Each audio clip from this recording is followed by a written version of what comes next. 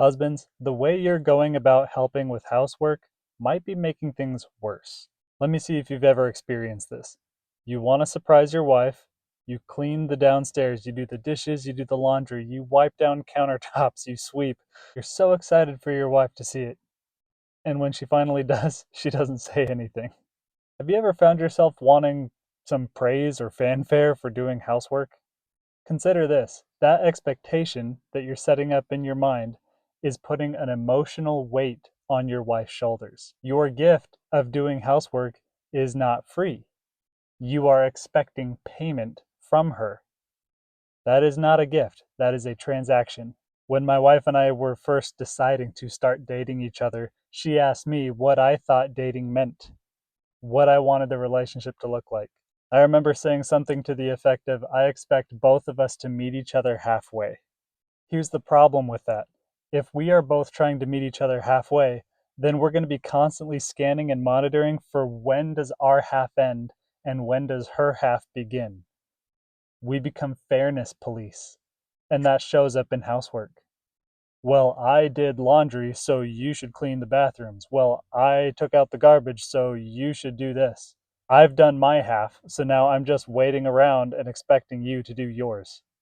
I go to work all day to earn money for the family. What have you been doing? Pull your own weight. If you have had any of these thoughts, then you are trying to meet your wife halfway, and it does not work. It morphs everything in your relationship into a transactional interaction, which means your wife can't accept compliments, she can't accept gifts, she can't accept service because all of it is now tied to the expectation that she needs to give you something in return. That can breed anxiety, resentment, and fear on her side. And when she's feeling those things, guess what? Now she does not feel safe with you. And without safety, she will not open up her heart to you.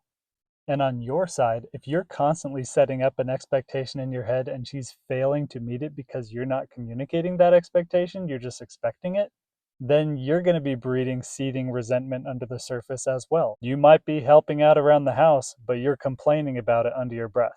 It is no longer about love and service and giving. If you continue to do housework, you're only doing it to build up a moral high ground, a knight in shining armor identity that you can point to say, look, I'm so awesome. Others should respect and give back to me. In other words, you've converted the actions of service into a gambit for manipulation and coercion. So, how do you avoid this trap in your marriage? Consider a marriage as going in 100% of the way. You both own the house. You both make dirty dishes, dirty laundry, produce garbage. You both chose to have and raise kids, either by your words or by your actions. You chose it. You are not a babysitter. You are a father. You aren't doing housework to help your wife. You're doing housework because housework needs to be done and you own it.